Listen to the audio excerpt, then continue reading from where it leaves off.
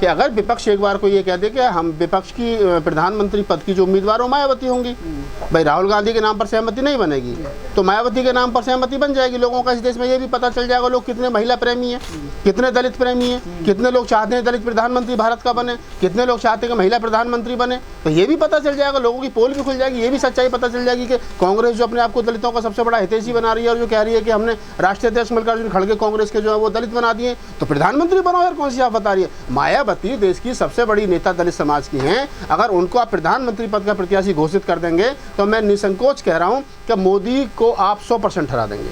तो ऐसा नहीं है कि मोदी को नहीं हराया जा सकता, लेकिन अगर विपक्ष ये कह रहा है कि आपके पास में प्रधानमंत्री का चेहरा ही नहीं है तो वो अपनी जगह ठीक कह रहा है, क्योंकि यहाँ तो 70 आदमी हैं और कुर्सी एक है, तो सबको कहीं ना कहीं संतुष्ट होना पड़ेगा और ये कहना पड़ेगा कि प्रधानमंत्री जी जो है वो मतलब ममता बनर्जी ऑलरेडी मुख्यमंत्री हैं, केजरीवाल ऑलरेडी मुख्यमंत्री हैं, उसके बाद में कौन सा चेहरा बनता है? राहुल गांधी पर नीतीश कुमार मुख्यमंत्री हैं और लालू क्या नाम है, लालू यादव जी सक्रिय राजनीति में भी है नहीं, उनका बेटा उप मुख्यमंत्री है। दूसरी तरफ अगर हम कहें तो आप देखिए कि किस प्रकार से वो जो मल्लिकार्जुन खड़गे साहब वो भी प्रधानमंत्री दौड़ में है नहीं, राहुल गांधी के नाम पर सहमति नहीं बनेगी तो कौन बचा सिर्फ मायावती का। तो मायावती जी को अगर ये लोग ईमानदारी के साथ में चाहते हैं कि दलित की बेटी इस देश की प्रधानमंत्री बने या दलित इस देश का प्रधानमंत्री बने, महिला इस देश की प्रधानमंत्री बने, तो बहन कुमारी मायावती जी डिजर्व करती हैं। और वो भी सिर्फ शायद जितना मैं बसपा की राजनीति को समझता हूँ वो भी इसी दिन का इंतजार कर रही है कि विपक्ष बैठ करके बात करे और ये प्रेस कॉन्फ्रेंस करके कहे कि हमारा जो विपक्ष का चेहरा है वो मायावती जी। ये तो तय है कि जब तक तमाम विपक्षी पार्टियां एक रास्ते नहीं चलेंगी, एक साथ नहीं आएंगी, तब तक वर्तमान समय में जो धर्म का नशा लोगों के दिमाग में चढ़ा हुआ है वो किसी भी प्रकार से मोदी को हराना मुमकिन नहीं है। तो अगर मोदी को लोग ईमानदारी से हराना चाहते हैं, लोगों को जो मोदी के जो एक तरीके से वो शोषण है जो बीजेपी काल में जो हो रहा है, अगर उसको रोकना चाहते हैं, देश के लोकतंत्र को बचाना चाहते हैं, भाईचारे को बचाना चाहते हैं, बंधुता को बचाना चाहते हैं, भारतीय संविधान को बचाना चाहते हैं, तो तमाम पार्टियों को आपसी जो भी उनके राग द्वेष है उनको मिटा करके एक पटल पे आना पड़ेगा और उसके बिना कोई रास्ता है नहीं। तो ये निश्चित है।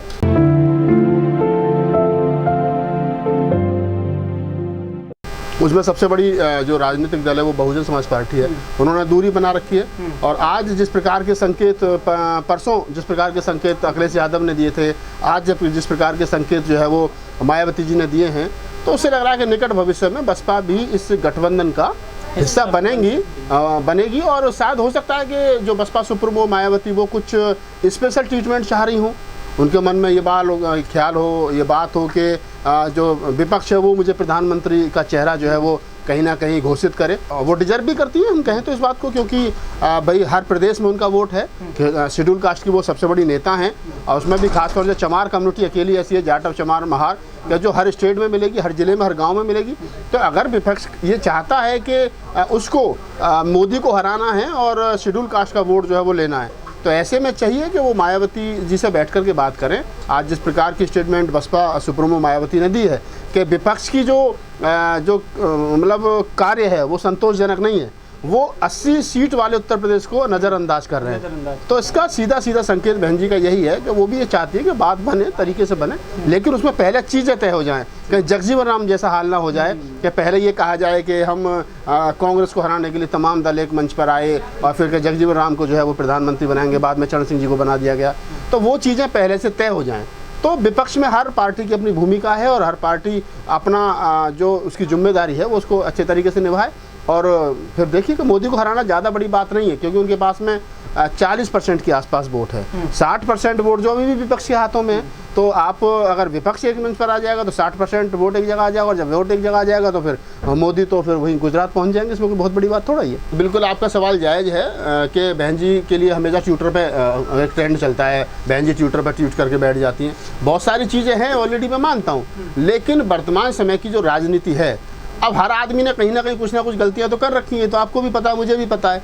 तो उन सारी गलतियों क्या अगर आप इस दौर में मुखर होकर के बोलोगे तो कहीं ना कहीं सीबीआई का भी डर है, ईडी का भी डर है, जेल जाने का भी डर है, और फिर 67 साल की उम्र में कौन जेल जाए भाई? तो ये बहुत सारी चीज़ें हैं ऑलरेडी। तो बहन जी को पता है 402 करोड़ रुपए का प्लॉट उनके भाई का जब्त कर लिया गया, बेनामी संपत्ति नोएडा से। अभी भी 90-95 फ्लैट्स को लेकर के उनके भाभी और उनके भाइयों पर शिकंजा कसा जा रहा है। तो ऐसे में अगर बहन जी सरकार के खिलाफ मुखर होकर के बोलेंगी या और मतलब कुछ करने की कोशिश करेंगी तो ईडी और CBI और ईडी तो सब उन्हीं के हाथ में, वो तो उसका जायज़ और नाजायज़ फ़ायदा दोनों तरीके से उठाएंगे। तो वर्तमान समय में लालू यादव जैसा होना, क्या जेल तो चले जाएंगे लेकिन झुकेंगे नहीं, समझौता नहीं करेंगे।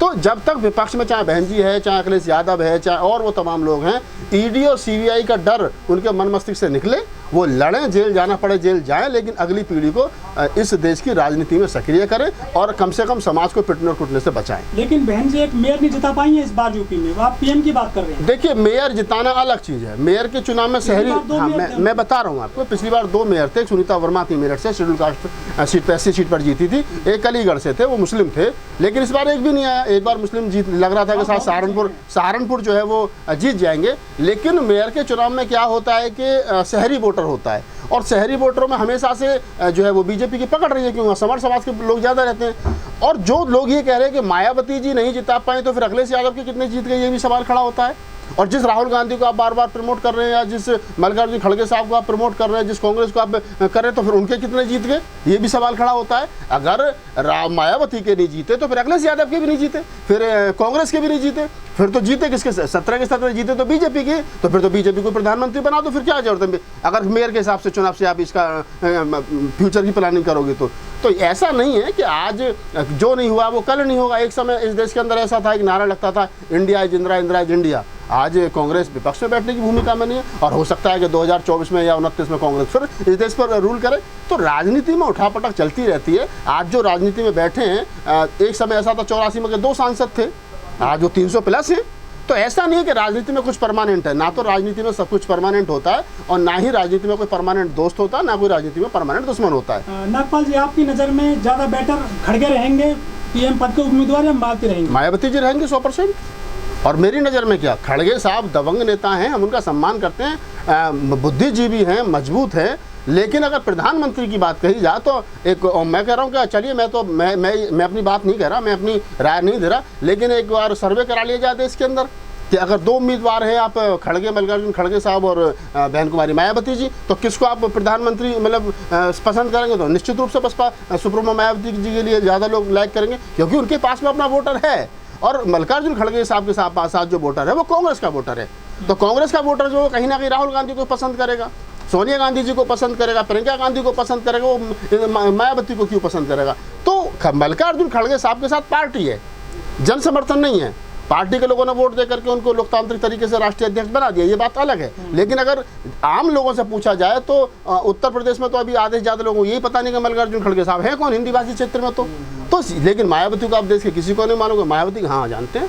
तो मायावती जी की लोकप्रियता जो है और मायावती का जो काम करने का अंदाज है वो अलग है, और वो डिजर्व करती है। लेकिन सर, जो एनडीए में तो एक ही उम्मीदवार है मोदी, हाँ। और जो विपक्ष में है तो एक नार 100 बीमार हो रहे हैं सर। नहीं, जैसे देखिए, समझिए, मैंने जो कहा कि आपको ये तय करना पड़ेगा कि मोदी को हराने के लिए हमारे पास में विपक्ष, अगर मोदी से और बीजेपी और संघ ये कह रहा है कि भाई तुम्हारे पास तो चेहरा ही नहीं है, तो पहले तो इसी बात का जवाब दो ना भाई। मीटिंग करो आप बंद कमरे में बैठ करके, 20, 25, 30, 40 जितने दल हो, और ये तय करो कि भाई इसमें क्या नाम है, बहन जी के नाम पर सहमति बन रही है। और बाहर आकर के कहिए, प्रेस कॉन्फ्रेंस करके कि हमने विपक्ष ने मायावती जी को प्रधानमंत्री पद का अपना जो उम्मीदवार चुना है। तो देखिए क्यों नहीं, आपका कम से कम विपक्ष को आप यहाँ तो काउंटर करो, सरकार को यहाँ तो काउंटर करो। आपको लगता है कांग्रेस ये फैसला ले पाएगी? नहीं ले पाएगी, तो फिर मोदी की सरकार आएगी, फिर सारे पिटो, बारी बारी से कौन मना कर रहा है? राहुल गांधी जी फिर भारत जोड़ो यात्रा करेंगे, प्रधानमंत्री जी फिर क्या नाम है भारत तोड़ो यात्रा करेंगे, कौन सी आप बता रही है? कांग्रेस ही तो राहुल गांधी को अभी भी PM बना रहे हैं, जब उनकी सदस्यता चलेगी, चुनाव भी नहीं लड़, तब भी वो कह रहे हैं PM बनेंगे 2024। देखिए,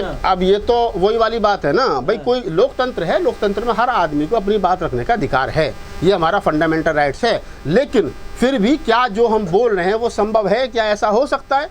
ये विचारणीय प्रश्न है। राहुल गांधी जी का मैं बड़ा उनको लाइक करता हूँ पर्सनली, लेकिन अगर राजनीतिक रूप से 2024 को ध्यान में रखकर किया जाए तो मैं समझता हूँ कि उनको 2029 की तैयारी करनी चाहिए, और 2024 के लिए बसपा सुप्रीमो मायावती पर विपक्ष को दाव लगाना चाहिए।